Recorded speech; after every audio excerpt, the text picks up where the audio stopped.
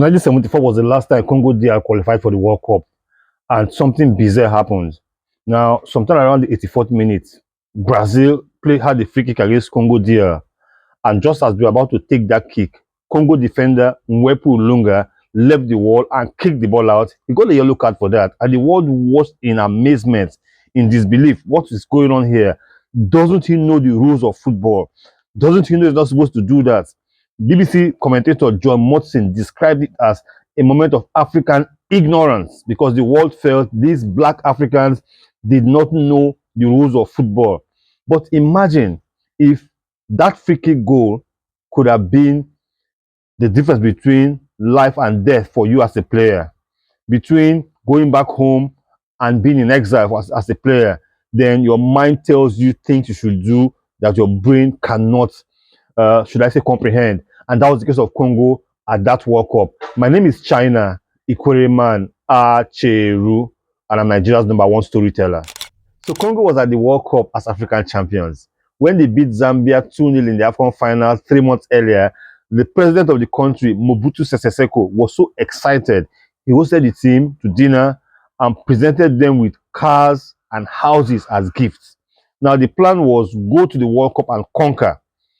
First game, Scotland beat Zaire 2-0, and the president was very angry. He asked that their allowances be seized.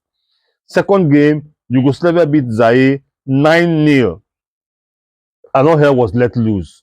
Now, the president sent an order through the palace guards that if they dare lose the final game against Brazil by 4 or more goals, they won't be allowed to come back home to Zaire. There was tension in the camp. Game started, the Congolese defended like mad. The goalkeeper was catching and pushing and punching everything. Defenders were tackling, getting free kicks against them, but they knew they couldn't lose to Brazil by more than 3 goals. But Jorginho scored first for Brazil.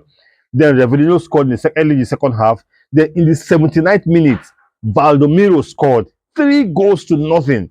A fourth goal for Brazil will mean the Congolese players cannot go home.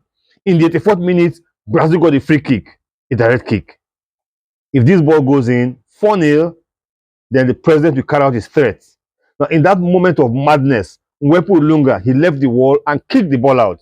Now, when Ilunga spoke many years later, he said at that point he was thinking, let me do this, get a red card and live in disgrace, or let me do it and, should I say, unsettle the Brazilians. They don't score the free kick and we can survive the remaining 5 minutes of the game. When he only got a yellow card and Brazil failed to score a fourth goal, that game ended 3-0, and the Congolese were able to go back home, but they went back home in shame. Mobutu Sese Seko, the president of the country, took back the houses and cars he bought for the players, and he instructed that none of those players would ever leave the country, so they couldn't pursue their careers abroad. And that was how Congo's 1974 team's careers ended.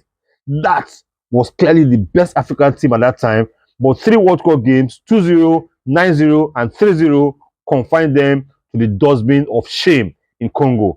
My name is China Acheru. Nobody tells stories better than I do.